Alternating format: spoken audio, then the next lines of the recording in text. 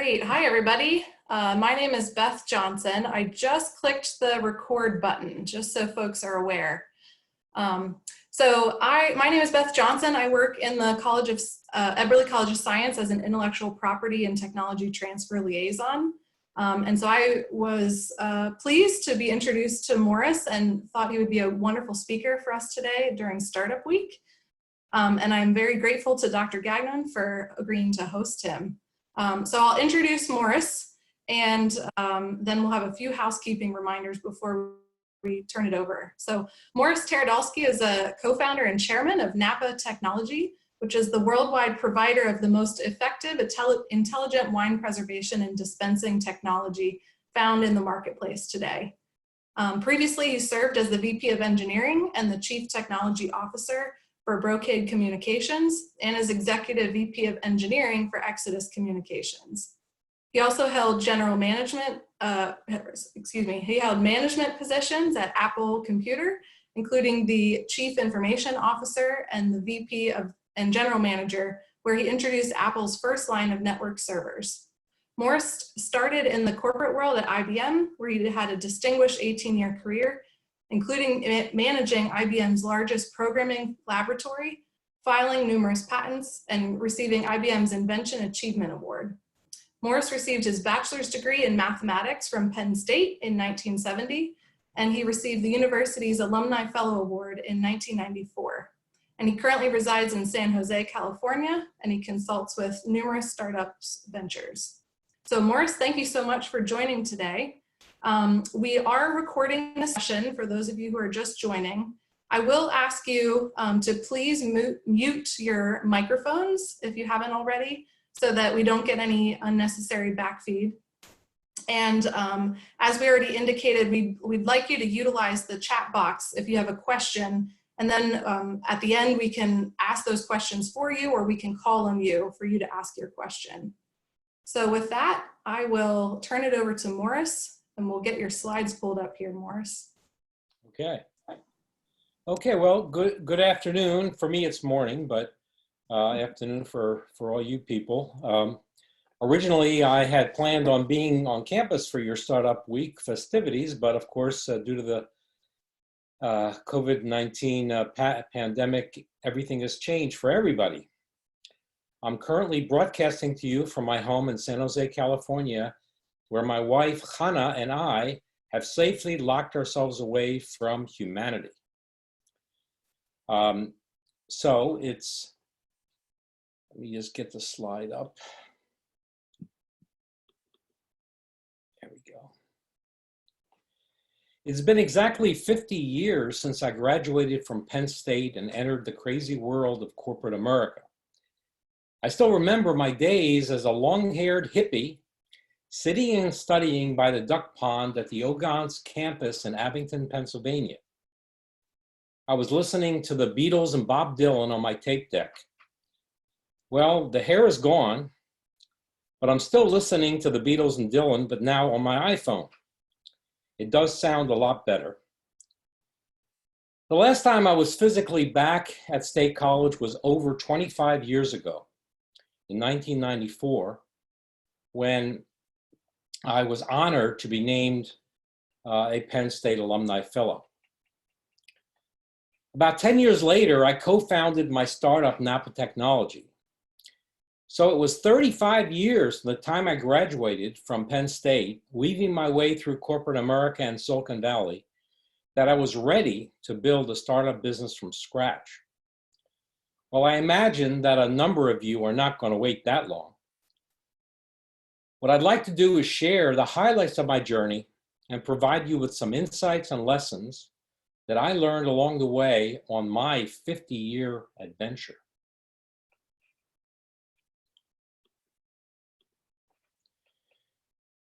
I must start with my roots. I am the son of Holocaust survivors. My father was a Russian soldier that fought the Nazis in World War II.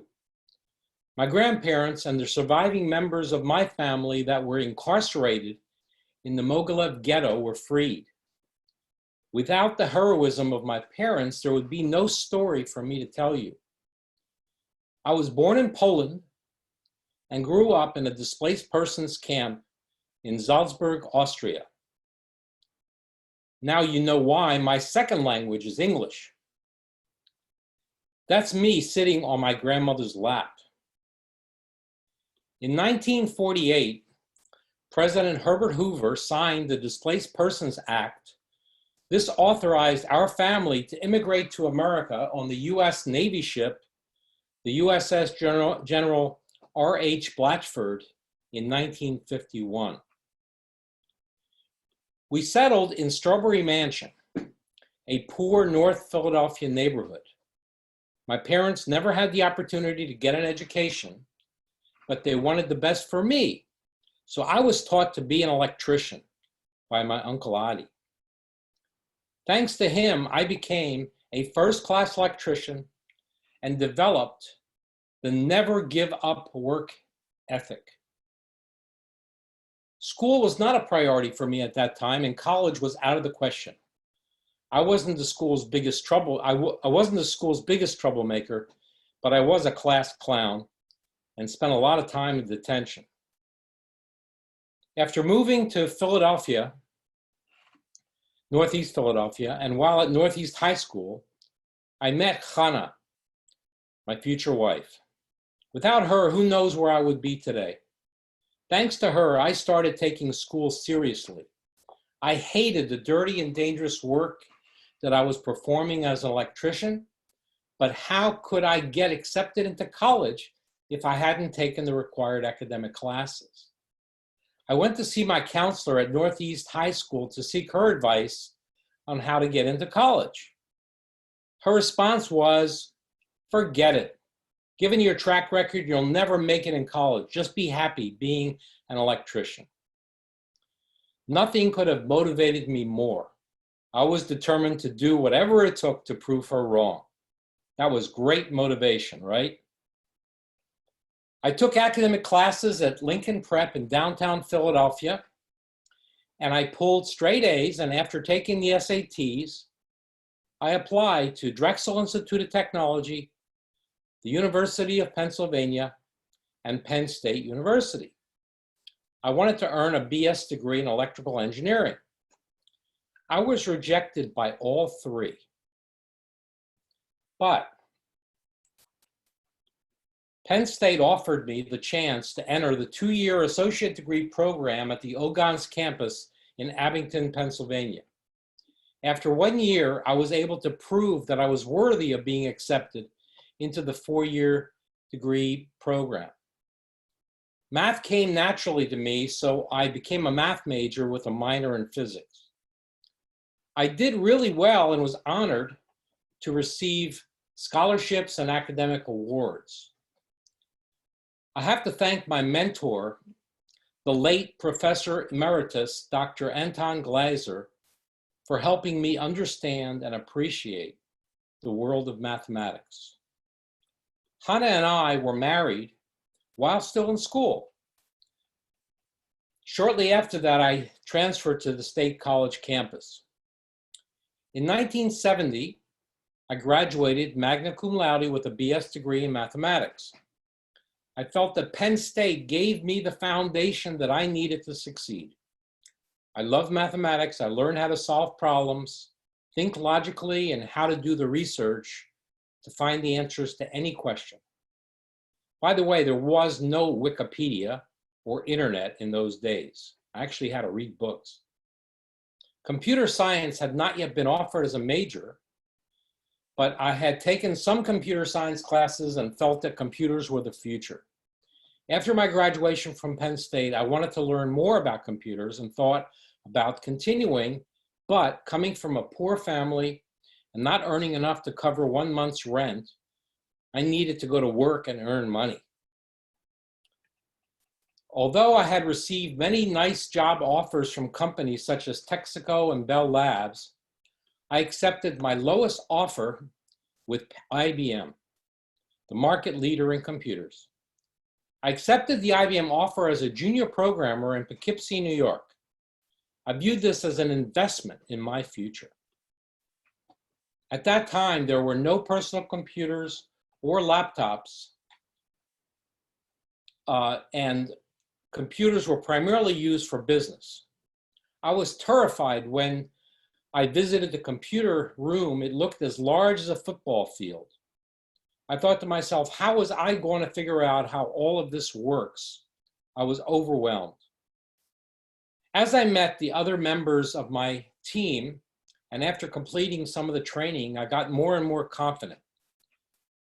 None of the tools available today existed in the 1970s, and since I was working on the operating system, or what you might think of as the brains of the computer, I had to learn how to program at the bit level using hexadecimal mathematics and the internal assembly language of the computer. My goal at that time was to advance my career and make as much money as possible. So I just immersed myself studying software code, system dumps, and computer manuals. I viewed every task that I took on as a challenge. I became the person who would accept the projects that no one else wanted. Usually these jobs were ones that didn't have clear boundaries, were often not well defined, required more thought, and involved interaction with many different groups and departments. This approach positioned me as an overall systems expert, while others, one second.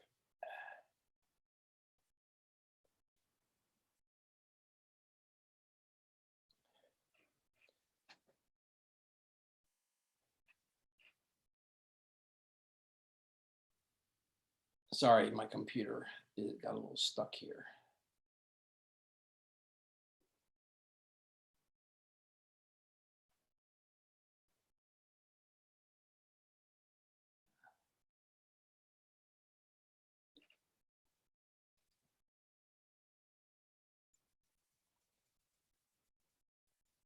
Where others focus on their individual pieces, I focused on how all the pieces fit together.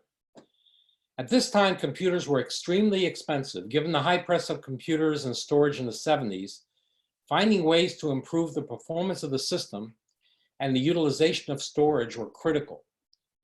So working with other members of my team, I came up with measurement techniques, which led to methods for significantly improving computer performance and storage utilization. I was full of ideas. In Silicon Valley, I might have been an entrepreneur. After working my way up to the top of the IBM technical ladder, in order to earn more money, I needed to move into management. So IBM supported my move into a management role. However, at that time, I was still a young and arrogant programmer, and I felt that I knew more than anyone else. After a meeting where I demonstrated my arrogance, a senior IBMer who saw my potential pulled me into a room, closed the door, and proceeded to say, "Listen, you have to stop being an asshole. You are one of the smartest people that I know, but you're not going to amount to anything in management because you are arrogant and you don't listen to what other people are saying." After grinding my teeth and feeling embarrassed, I thanked him. I knew that he was right. Why didn't I see it? From that day, things changed. I sought out training and skills that are critical in the business world: people relationship skills, team building skills, and communication skills. I polished my listening skills and developed techniques in what I call the art of listening. I learned how, by asking the right questions, I could get the results that I wanted and still allow my people to invent the idea. I still got the credit for being the manager. After being a director and after 13 years with IBM, I was appointed a member of IBM's corporate technical committee located in Armonk, New York, reporting to IBM's chief scientist. I was the first software programmer to reach this position. Perhaps I could take some credit for elevating the importance of software and programmers inside of IBM at that time. In the past, IBM mostly thought that software was just a necessary evil in selling hardware systems.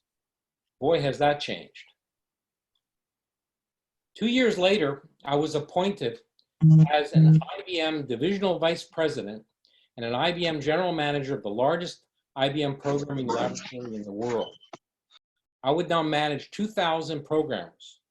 This was quite an honor and challenge. We moved to Silicon Valley. I had the opportunity to work and learn about storage, networks, database, and transaction technologies. I really enjoyed my relational database discussions with Bill Gates when he came to visit. But after about 3 years, things changed. I did not feel that IBM was headed in the right direction. So in 1988, after 18 years at IBM, I made the difficult decision to leave IBM. The fact that I was in Silicon Valley exposed me to companies and technologies in the forefront of the industry. So I left IBM and joined Apple Computer. I accepted the position of Apple's Chief Information Officer and Apple's Vice President of Service and Support. Even though it was not a product development role, I accepted the offer knowing that I could really help Apple reach the large corporate customers in the enterprise space. IBM was a century-old New York-based corporation with well-established processes and seasoned managers. Apple Computer was about a 10-year-old California-based company focused on being different. To introduce me to the organization and to show that I was approachable, the marketing department created a video. In the first scene, I was filmed in a suit and tie, which captured the Morris at IBM. Then in the second scene, I was dressed as a surfer dude with a Hawaiian shirt and a surfboard as the new Morris at Apple. This was then shown at the company meeting when I was introduced. Very funny. I was an avid user of computers, including the Apple Macintosh, and I believed in the direction Apple was taking. At Apple, I had to learn how to manage entrepreneurial programmers and engineers. And I finally felt that I was in an amazing, comfortable environment. I received a nickname, Mo, and my organization was nicknamed Motown. Apple needed to understand how to better satisfy customers and how we could also offer service and support tools and products that could make customers more self-sufficient and improve their satisfaction. At that time, when I joined Apple, the company did not even have a customer 800 number. So in October 1990, we launched Apple's first toll-free customer assistance line. As a result of this, customer satisfaction jumped from 21% to 70% in 1 year. During this period, we also introduced the one-year warranty program for Apple products. This was a major step in Apple's maturity. In 1991, I was appointed as Vice President and General Manager of a new Apple division called the Enterprise System Division, or ESD. Now my focus is back on developing products. ESD would focus on product development and marketing efforts that were critical to the enterprise or large corporation customers. Since one of my goals was to show the world that Macintoshes could be integrated into enterprise businesses, I put together demonstrations on how the Macintosh could be used in corporate environments. I became an Apple spokesperson and would represent Apple at conferences. One memorable event for me was when President Ronald Reagan was the dinner speaker. I got to shake his hand and get photographed with him. Unfortunately, during President Reagan's talk, it became clear that he had signs of dementia. After telling us a funny story, he started telling the same story again. After a few words, he stopped and said, "I already told you this story, didn't I?" But he stayed very positive and showed his sense of humor. He was amazing. At IBM, I learned great processes and leadership. At Apple, I learned how to be an entrepreneur and how to throw a huge party. Some were pretty lavish. One of my parties had a Brazilian theme with Brazilian dancers. At another party, we actually flew in the Los Angeles cast from Phantom of the Opera to perform. In October 1993, Apple went through another restructure. The company's restructure included John Sculley stepping down as chairman and CEO. I now reported to Michael Spindler, the new Apple CEO. We introduced the first family of Apple Workgroup servers, To kick off the new Apple server efforts, the team put together a skit called Morris World. In this skit, Jim Groff and I played characters that resembled the characters from Wayne's World from the TV show Saturday Night Live. By the way, I'll take credit for introducing the torn jeans look of today. It was 1994, and Apple just kept losing market share. I was hoping that the company could survive through this downturn. But in April 1994, I decided to leave Apple. Given the Apple products at that time, there was very little hope for Apple to regain its position. It wouldn't be until Steve Jobs rejoined Apple in 1997, negotiated an investment by Microsoft in Apple, and then in 2001 introduced the iPod and iTunes to restart Apple's incredible market position. I did have the pleasure of meeting with Steve and discussing some of the principles to designing a computer operating system. Too bad I never had the chance to work with him while he was at Apple. The next phase of my career was driven by shifts in the market. It started out with the commercialization of the internet and ended with the dot-com implosion. I just took advantage of every incredibly timed opportunity. In April 1994, I joined Micronet, a private company, as its president and CEO. At Micronet, we developed some pretty incredible storage products. Our products could actually stream video, which was pretty rare in 1994. I had an opportunity to work with some of the leaders of the Hollywood entertainment industry. In 1997, I left Micronet to join NetObjects as its executive vice president. NetObjects was one of the companies that pioneered some of the tools for developing website content. I had made an early investment and became a member of the board of directors while still at Apple. I worked with the CEO, investment bankers, and IBM to take the company public as an IPO on the NASDAQ. In 1999, I was recruited by a friend of mine from IBM, Ellen Hancock, to join her at Exodus Communications as the EVP of networking. Exodus was the leader in web hosting at that time. I had the opportunity to learn and work with many of the internet leaders, such as Cisco, Sprint, and 3Com. In 2001, I was recruited by Brocade Communications to be their chief technology officer. Brocade was the leader of what was called storage area networks. Here I learned about ASICs, or what you think of as computer chip design. During this period, the speculative bubble that had fueled the growth of a vast array of dot-com companies collapsed, and the industry went into a tailspin. This period was a very tough time for Silicon Valley and for many of the brilliant people that worked there. In 2003, I decided I was finished with corporate positions and decided to go in a different direction. I decided to become an entrepreneur. I continued to invest in and work with some small startups, but due to some health issues and my need to catch my breath, I decided to focus on helping my son.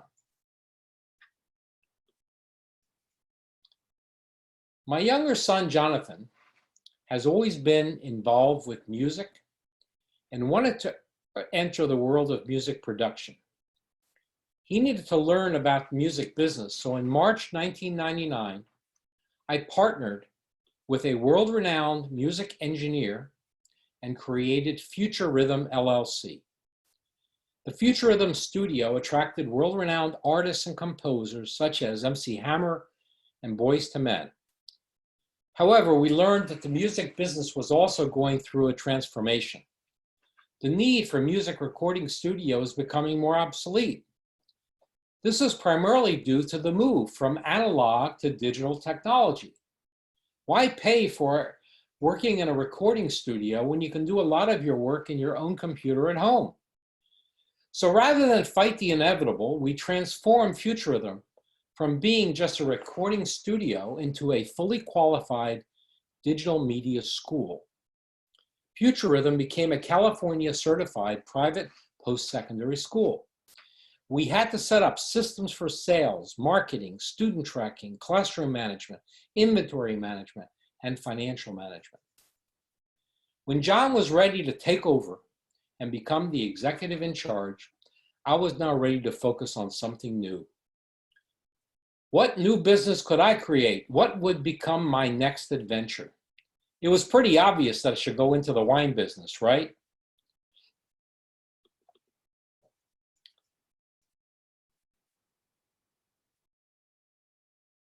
In 2005, at the age of 59, and after 35 years in corporate America, I decided to become a true entrepreneur. On August 4th, 2005, Napa Technology, LLC was formed as a state of California company. The product that we created was called Wine Station. So what does the Wine Station do? The best way to describe it is with this marketing video, and hopefully this will work properly. So I'm going to click it now. Are you looking for new revenues, improved profits, and better business controls in the hospitality industry? We can make that a reality with Wine Station, North America's #1 intelligent wine dispensing solution. Designed by Napa Technology, a Silicon Valley company, the Wine Station is proven to drive new revenues and higher profits in restaurant, hospitality, and retail environments by eliminating heavy-handed pours with precise portion controls, reducing product spoilage with 60-day preservation, driving new revenues with on-demand sampling, flights, and upselling wines by the glass, enhancing guests' experience with self-serve tastings. We work with many types of businesses across the globe, from small to large. The Wine Station is built to give you flexibility so you can expand as you grow from 4 bottles to hundreds of bottles. And we are the only truly hygienic system on the market. And the best part is, the Wine Station is so simple to set up that you can easily plug in and watch the profits pour in. Wine Station by Napa Technology, revolutionizing the way wine is served, one perfect pour at a time.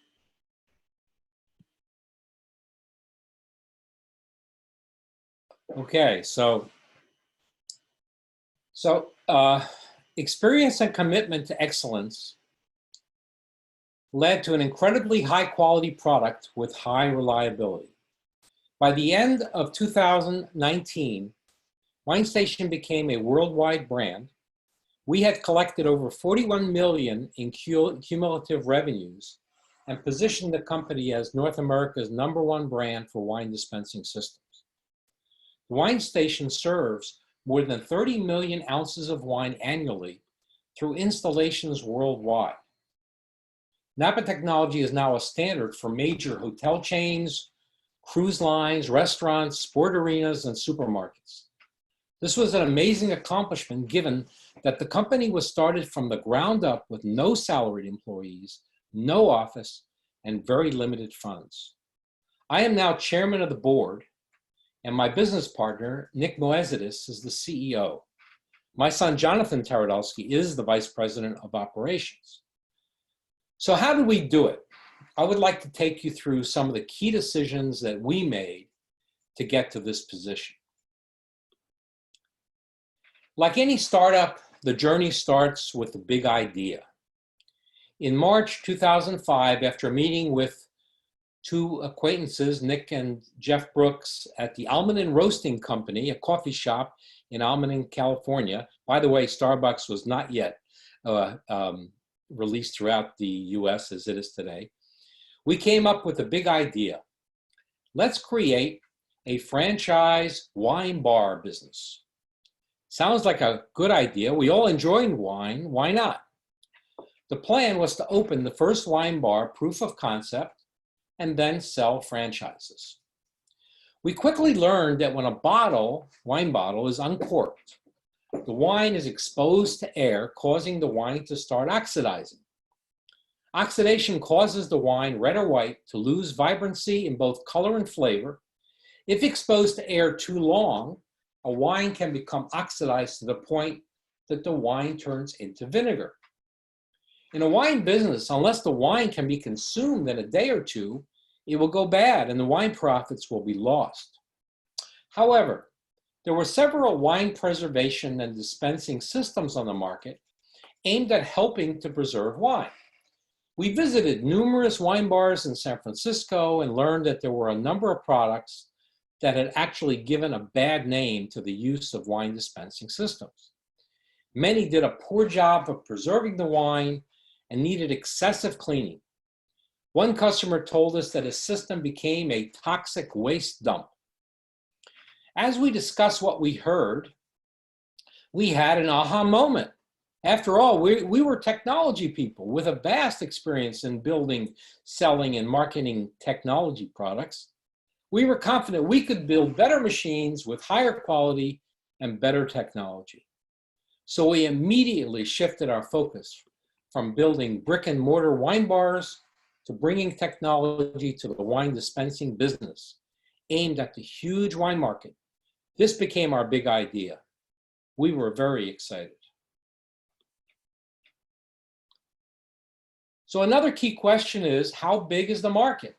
And is it worth going after? Well, of course, the wine market is huge.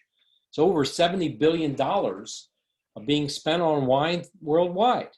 But the question is, who needs our solution? Well, any business, institution, or individual that wants to enjoy or offer wine by the glass became an opportunity. Where are these places? Well, restaurants, hotels, cruise ships, arenas, convention centers. The market is well over $23 billion. That's who we were going to go after. So the next question is, do you have the right people?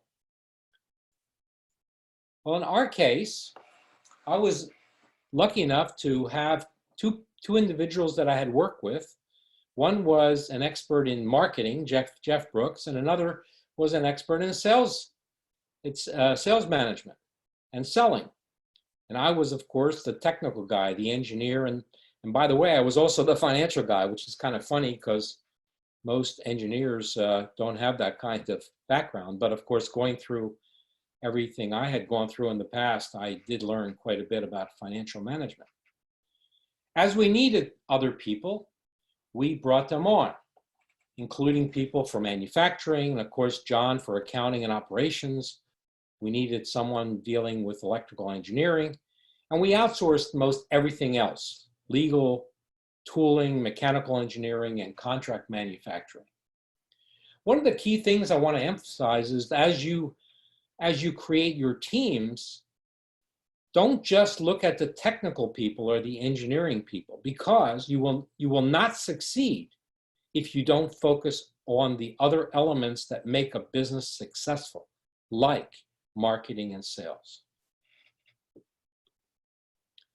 So, do you have the right people, and how will you incorporate or structure the company? We looked at all the different options, and we decided that forming a limited liability corporation offered the best option for us. It gave us the flexibility of managing the business and organization.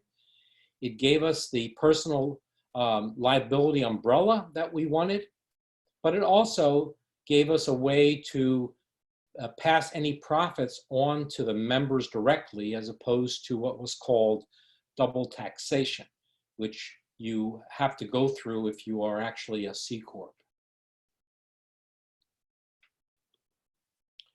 So one obvious question, key to in everybody's mind, I'm sure, is how will you fund the company? Well, we went to see all of the VCs. I know them all. I had worked with many of them in the past. They all loved our idea, but we didn't fit in any of their portfolios. And of course, in 2005, the dot-com implosion basically had reduced the amount of funding available by over 85%. So we decided, the founders, of course, provided the seed funding. So we put in the money and we started the process of developing the product. One way we were able to fund was we traded equity for experts. We found people who we needed. By telling our story and getting them excited, we got them to accept the fact that we would pay them with equity rather than with dollars. Now, of course, we did not ask them to leave their jobs. They continued to work during the day in their normal jobs, but on the side, they were able to give us the time and expertise that we needed to develop our product. In many cases, we learned how to do the work ourselves. I, for example, learned how to develop websites. I learned how to do 3D modeling so we could produce prototypes. My partners learned how to do, AdWords on Google. We raised additional fundings from founders and angel investors as we could prove that we could develop the product.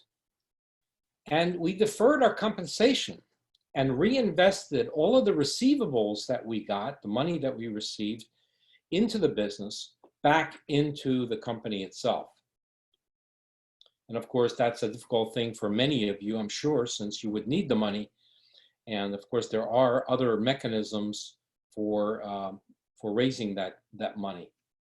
We did attain a bank line of credit. But by doing what we did, we maintained 75% ownership for the founders. So we did not have to go give away equity to VCs in order for us to move forward with the company. Another key question, of course, is when can you deliver the product? When will you start being able to produce? We started out with a prototype, and I'm sure that many of you would want to do that as well. Our prototype was very complicated since it involved mechanical, it involved electrical, it involved software, and it involved just physically being able to put it all together. We actually went out and we scrapped things to build our prototype. We didn't have any product at all. We put this all together, and if you look closely, you can see we actually glued it together to prove that our concepts would work. And by the way, when the question of when you can deliver, many engineers will never give you the correct answer. You cannot rely on an engineer saying, oh, I can deliver it in 6 months or 9 months. They are always over-optimistic in terms of what they really can do. But you have to be able, as a manager, be able to put in the proper padding in those schedules to be able to commit to a given schedule. Another key question is, what kind of certifications do you need? In our case, we needed safety certifications, FCC certifications, and since we're dealing with a food type of substance, we needed sanitation. Now, these are things that need to be considered in the design way up front, because if you don't put them in the beginning, you have to redo a lot of work. When you as you think you're finished, you have to redo a lot of things. The other question is production. Okay, once you go through a beta program with customers, and once you get to the point where you can actually produce quantity, you then can move forward with making commitments. However, let me spend a couple of minutes on intellectual property. This is one of the most important things that you need to focus on. First of all, make sure everybody signs an NDA, or a non-disclosure agreement. I actually had my wife and my boys sign NDAs because I wanted to make sure they understood how serious this not disclosing the ideas that we were working on were to the world, right? I mean, your best friend, you tell about it, he tells somebody else, and pretty soon your great idea is now other people's ideas. The other big question is when you actually file your copyrights and patents. In the US, you're given about a year from the time that you actually ship the product to the time that your patent can be filed. But internationally, you have to file the patent before anybody actually sees the product. So if you want to protect your assets, you have to have all of that work done before you actually ship your product.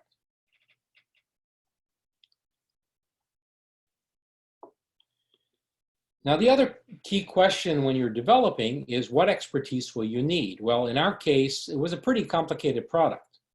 We needed mechanical engineering, electronic and electrical engineering.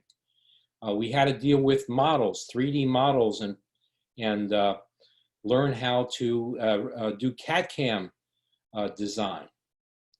We had to deal with manufacturing, actually figuring out how to tool the various parts of our product and what the assembly process was going to look like. We dealt with software. We developed our own software, both a portal, an app. We had to do unique development work to allow different products to have drivers that attach to the computers and so forth. We also had to deal with network engineering because our product was connected through the internet and allowed to connect through other systems that are on the internet. And then, of course, we had to deal with support engineering. How were we able to provide support to our customers? They needed to be able to have access to the systems and be able to solve problems and determine what problems existed.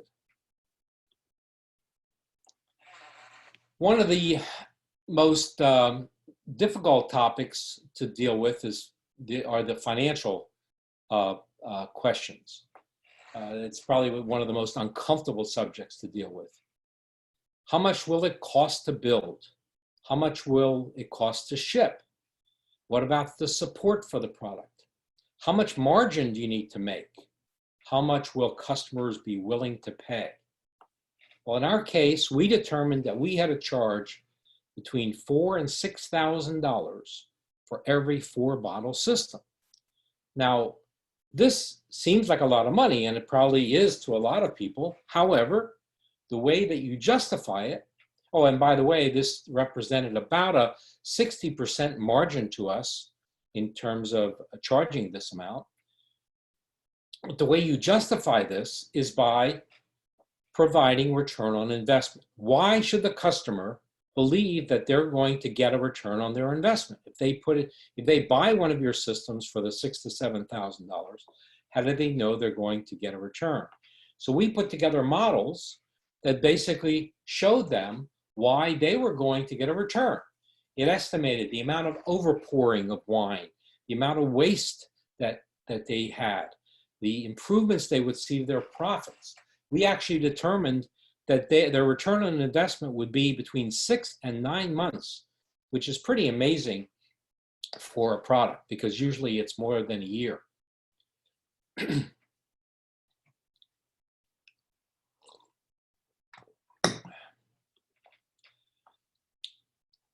So the other key question is, how will customers be acquired?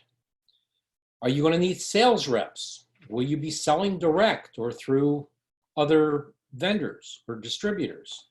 Well, we started out selling through the internet, and we had sales reps. We actually commissioned these people. They were not salaried.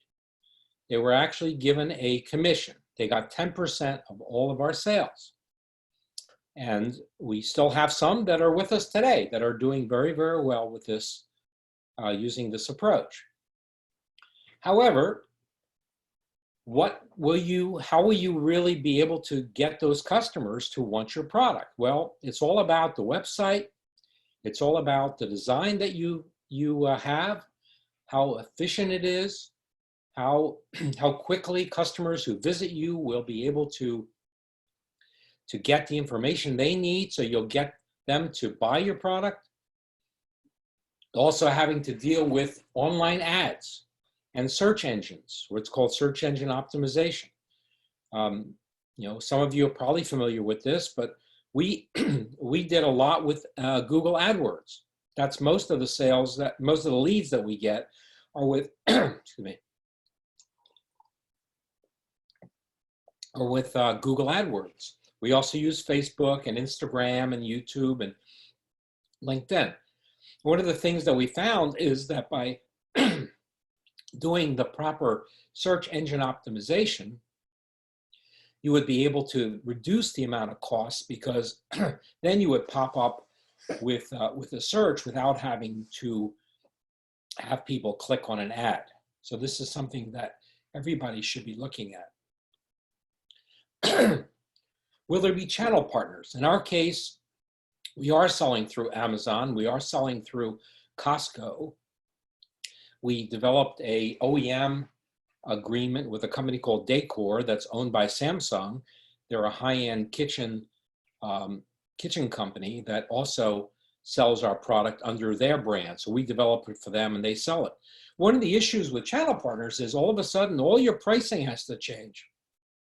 You no longer can assume that you can sell your price, because your distributors or channel partners want to have profits on their end. So you have to reprice everything to make sure that the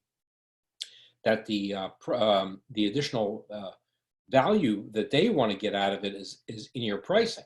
You also can no longer sell the product for the amount of price you were able to sell it directly, because now you're competing with your customers.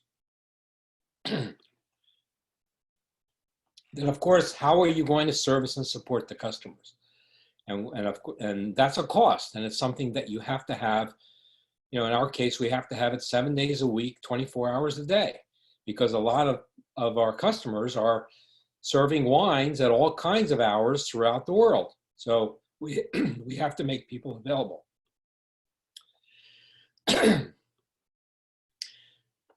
The last area that I want to talk about in terms of the actual business itself is, how are you going to leverage your installed base? How to increase margins, and how to offer accessories. One of the issues you get into when you have a product that you're selling is you constantly have to sell more products the following quarter to be able to show you have growth from the previous quarter.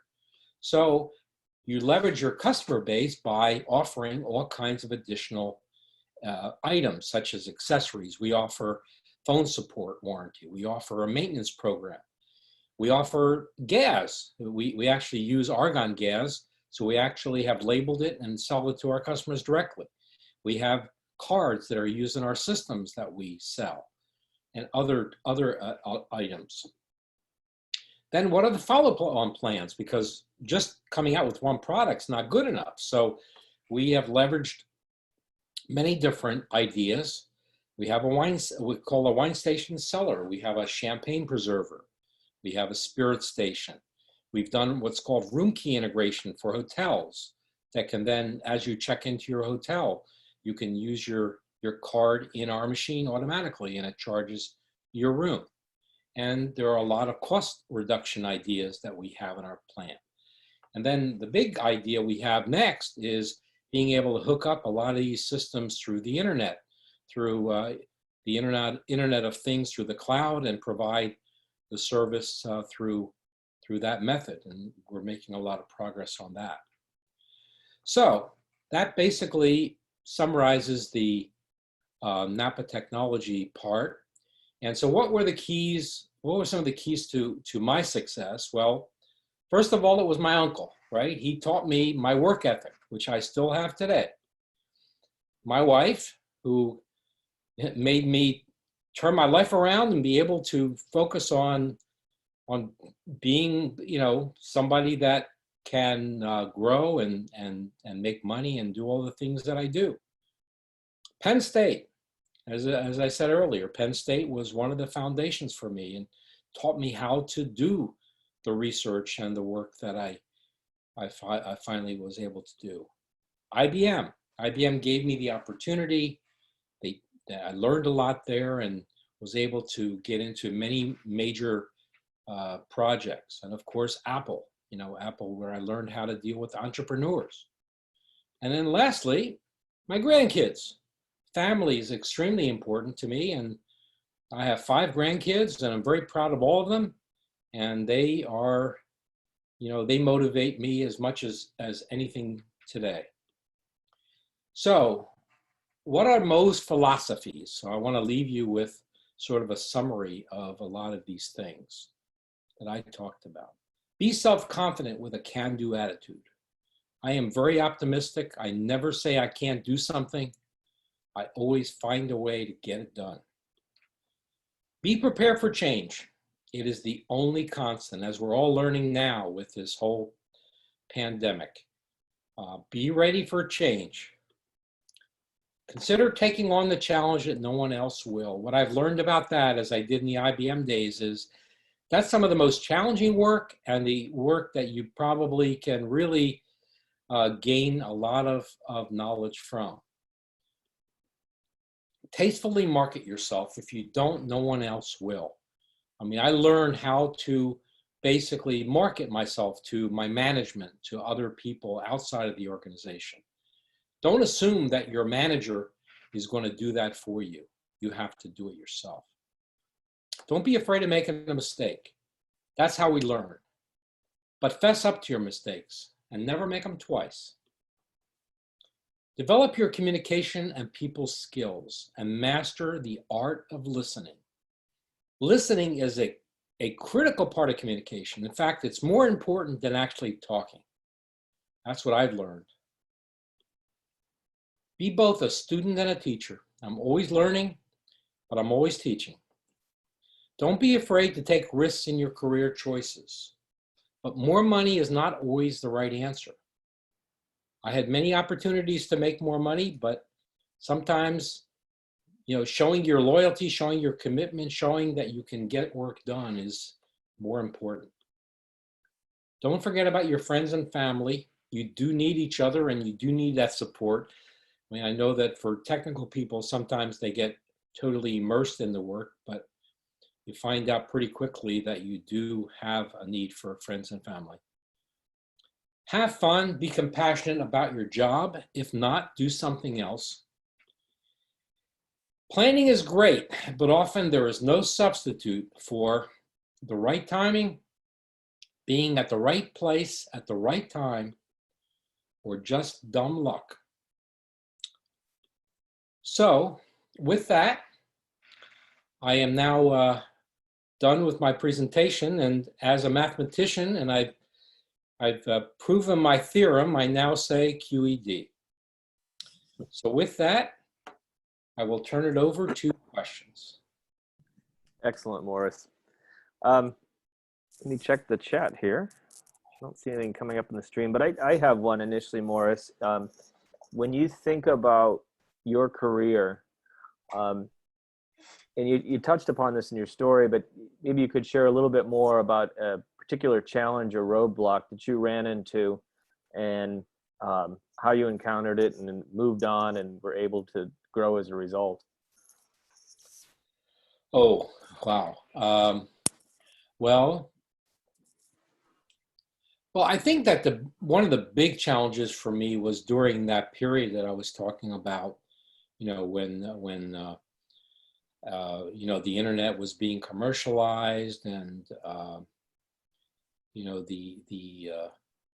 the opportunities were coming in from all these various companies, and how was I going to decide how to move from one to the other? And I guess I was just lucky in a lot of times, because an opportunity surfaced when the other opportunity just sort of fizzled out. The other major thing I think was with Napa Technology, when we thought we had a great idea, and we couldn't get the funding for it. I mean, it was everybody knew me because I was pretty well known in Silicon Valley, and I went to see a lot of my friends who are now VC capitalists, and they loved the concept. Oh, they loved the wine station. They loved the concept, but nobody was willing to put up the money. And so making the decision to move forward, and being really committed, and then figuring out how to get all the various pieces done. I mean, that was it was huge. Finding the people during this period, as I was telling you, to finding the experts. I mean, I remember finding people from Applied Materials, a company locally here, that I needed a 3D CAD/CAM mechanical engineer, and I didn't know anything about it. So I found somebody through a friend of a friend of a friend who knew somebody, and then brought him in and told him the story and said, yeah, I'd love to work. I'll do it on the side. And because of him, he got us, he got us 3D printer. In those days, we didn't have 3D printers like we have today, but it was called an FDM machine. It was very expensive, but we were able to negotiate for no money to get Applied Materials to actually produce the 3D model, so that we could reduce the cost that we would have to incur on developing the tools. I mean, tooling is one of the major things. I know people have different ideas on startups, but if you're going to do a physical, product like we did, I mean, tooling becomes an incredible expense. I mean, hundreds of thousands of dollars for a tool that creates a piece of plastic. I mean, it's incredible.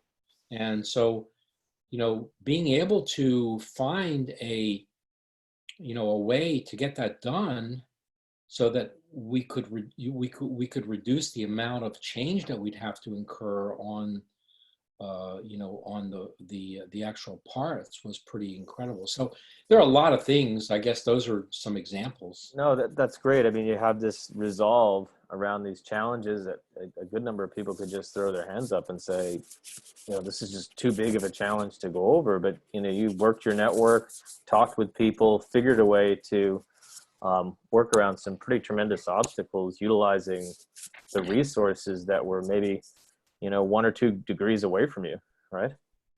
Yeah, it's, I mean, I think people would be surprised at how, other people are looking for opportunities too, and, people align themselves up to do a job, and then, when they find another opportunity that they can get excited about, they may actually decide to come work for you, or do what you're doing. So I did see a question show up on the chat here. Let's see if I can, maybe if Beth, are you able to pull up that? Yeah. So there's a question from one of the audience members. What's the biggest risk, Morris, that you've ever taken in your career? Biggest risk. Well, I guess my biggest risk was when I left Brocade, and I decided not to continue doing things in the corporate world. I mean, it's scary. I mean, because here, I mean, as an IBM person, an Apple person, I have all these big corporate jobs.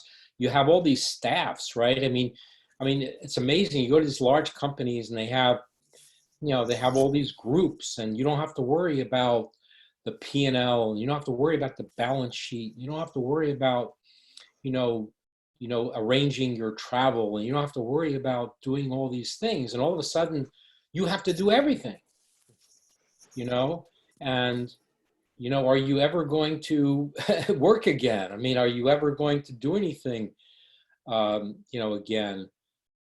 So taking the risk, I mean, of course, being young, like a lot of you people are, I mean, I'm sure, you're not taking as much risk because, you're young, and you have a lot of, I assume you're smart, and you're going to, meet a lot of people and do a lot of things.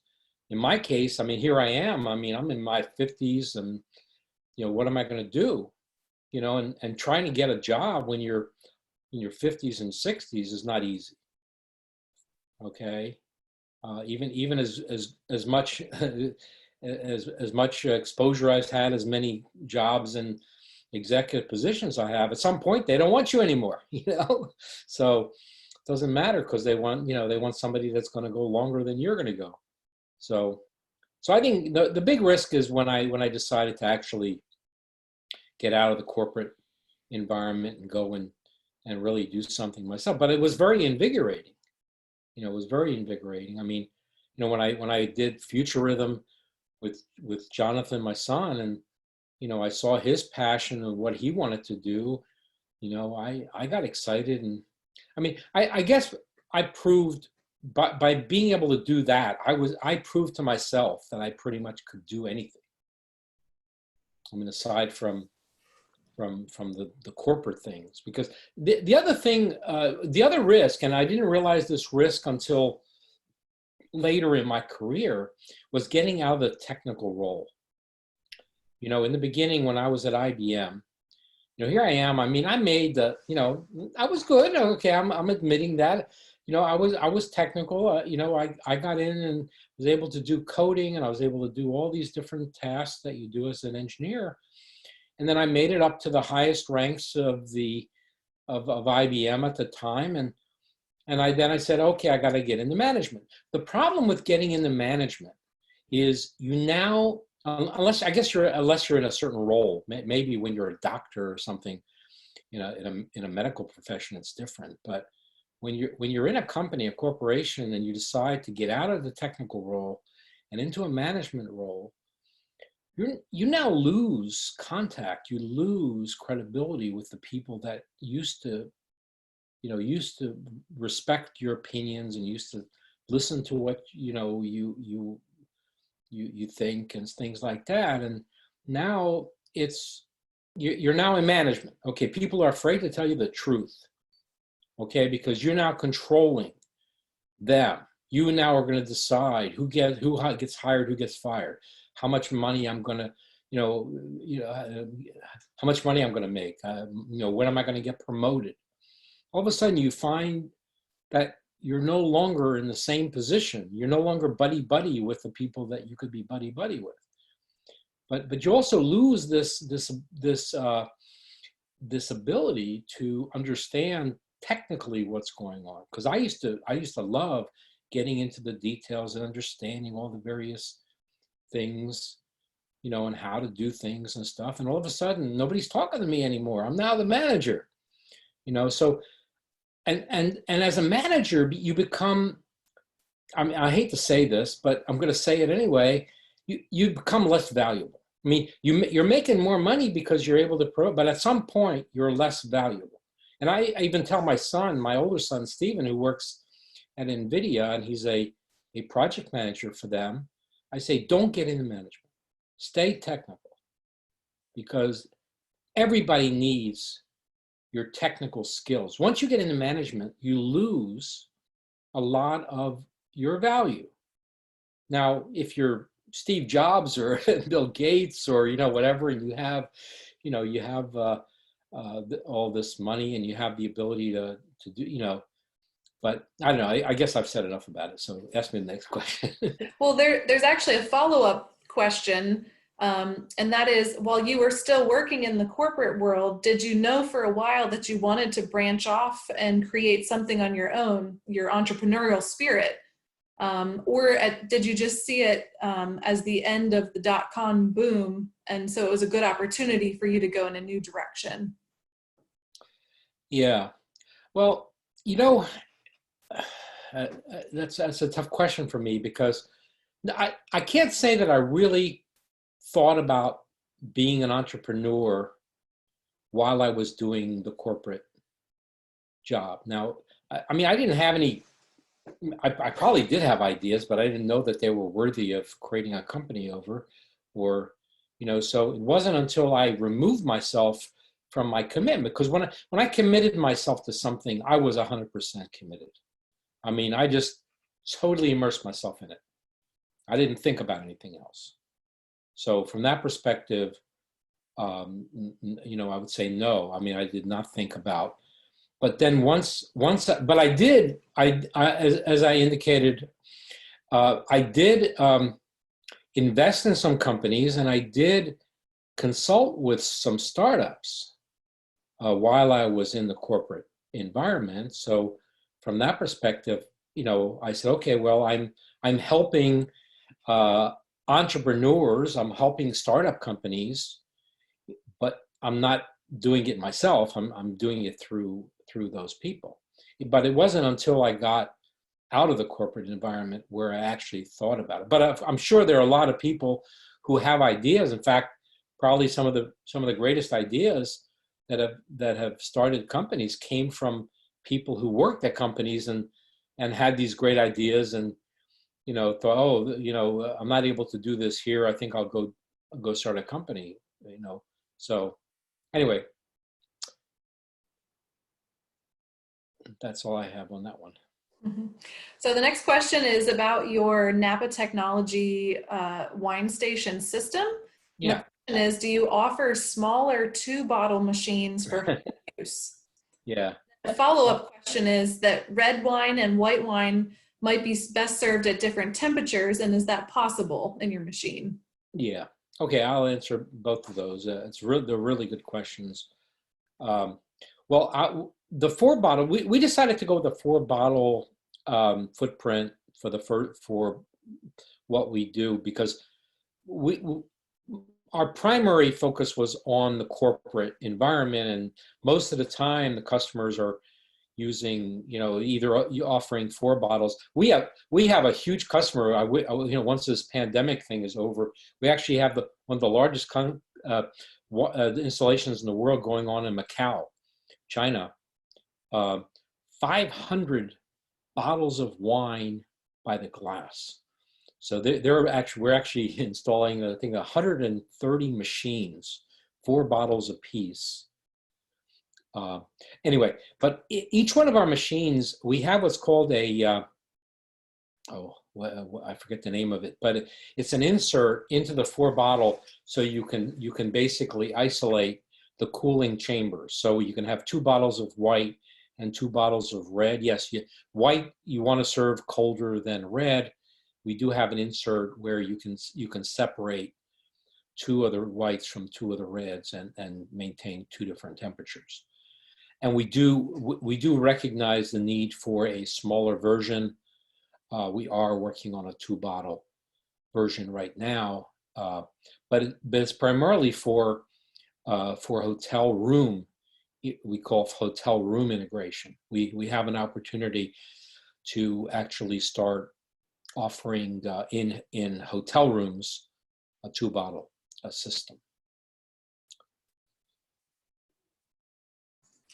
There's another question, and they give thanks for your time today. The question is, what are your strategies to prevent yourself from being blind to the faults of the projects that you're working on?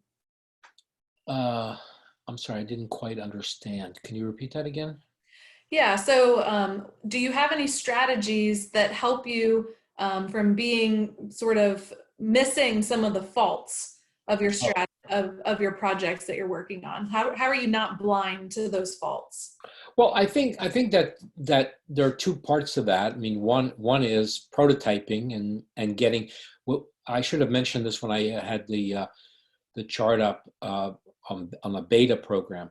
A beta program is one. I don't know whether people are familiar with that term, but a beta program is one where you actually are selecting customers to give you feedback on the idea that you have. So we actually installed early versions of our system at selected customers before we finalized the actual design and functionality of what we were building. So that's one major thing, is getting customer feedback through this beta program.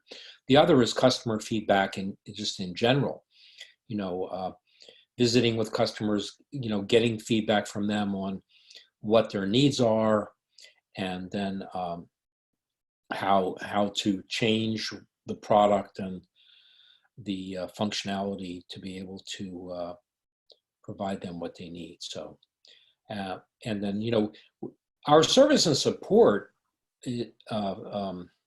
commitment is very key to us in that regard as well, because, you know, we're constantly getting customers calling about, you have a problem with this, or do you have something for that? So that drives our future changes that we're making. Okay. And of course, we also watch our competitors. I mean, there are other companies out there doing the kind of things that we do, but no one has done it to the extent that we have, as far as integrating all the various technologies. And okay. Yeah, I think we have time for this last question because we're nearing the end of class. So the question is, a lot of what you've talked about in your corporate career relates to uncertainty in the marketplace. What is your advice for young entrepreneurs or students in this crazy time? Oh, ooh, well,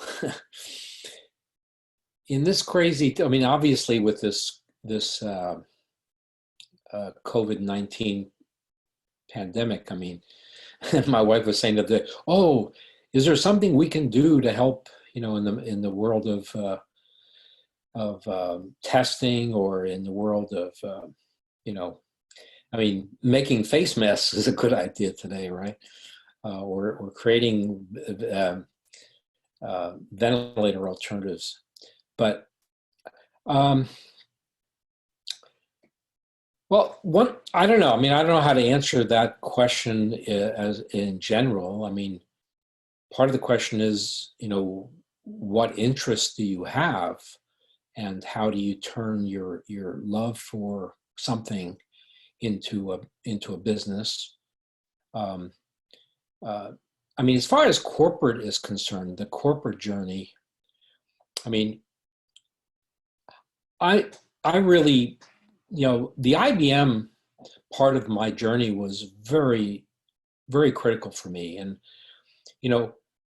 I try to learn as much as I could about IBM and about what problems, even though I had a job, I had a very low level job. I was a junior programmer, right? I mean, I had some code that I was responsible for developing, but I didn't let that stop me from really understanding about the corporation. I went and sought out myself. Nobody else asked me to, nobody else told me to. I went out and I said, okay, what are IBM's big issues? And what could I do to learn more about that? And what could I do to help, and I sought out people in other departments, and I talked to them, and I found out, and, people generally, do their jobs, they get a job, they do their job, they, sure they do it well in most cases, but they, and they assume that their manager or whoever is going to take care of them. But that's generally not true. I mean, if you don't go and show interest in things yourself, and you don't go and get a better understanding how all these pieces fit together, and that's why I think that's what made me successful at IBM. That's what made me be who I became at IBM, was my drive and my will. The fact I didn't have any money helped, right? Because I wanted to make as much money as I could. So I just kept doing more. I just kept learning more. I just showed my enthusiasm and my commitment. So I don't know whether I answered the question, but anyway. I think it's very inspiring. Very inspiring message. Yeah. Well, the fact, Morris, that you had the hunger for that initiative to step beyond sort of your own sphere of work and to see really where the company is going and what the company needs. And you mentioned it in your points of advice that really stands out to me, taking on those challenges that a lot of people are like, hey, that's beyond the scope of my day job, or I don't want that to become my day job. But yet you're bringing such tremendous value to the organization, because it's in those tough challenges, right, that the growth is there and the real value is created. Yeah. Like I said, my uncle, I mean, it's kind of, it's kind of weird, when I was an electrician. I was actually an electrician. I actually did electrical work in Philadelphia. And he taught me some amazing things. I mean, I remember I used to go with him, and he used to take me on. I was his, his assistant. I would go, and he'd yell at me, "Why aren't you paying attention to what I'm, to what I'm doing?" And I call it becoming an electrical surgeon. It's like he basically taught me I need to watch him at all times. I need to make sure I understood exactly what he was doing. Not only that, but what's the next step I'm going to do? Okay. Hey, am I going to need a pliers? Am I going to need a screwdriver? Am I going to need a tape? Am I going to need? So I learned how to pay such attention to every detail, and it became part of my work ethic. You know, and even though it's kind of hard to see how all that, you know, that applies to everything, it makes, you know, for me, it made me pay attention to a lot of detail that perhaps others would not pay attention to. Mm-hmm. Yeah, Morris, that was my question, and you really did answer it, and it does help a lot during this like time period where you have graduating seniors and different people uncertain about going into the marketplace or their passions, when some companies aren't even having their employees work. And it does like help to know that a lot of the work that may need to be done is just based on, you know, your work ethic and your willingness to do things that other people are not. Yeah. Okay, it looks like we've bumped up to the end of our time session here. Morris, I want to thank you for sharing your insights and your story with our class. I had the privilege of reading Morris's book, so I got a little bit more inside information, but you know, so many of the lessons that you're bringing forth to impart are so valuable, and I think that there are, each one of us can take little points. I've made a whole host of notes here as I think through and some of my content for the classes. It's like, I've often told my students this, I said, you know, being out and being an entrepreneur, that was one part of my life. I like to consider myself still as an academic entrepreneur. But being enriched by stories like from you and from others, it just builds such a perspective and an understanding of this, and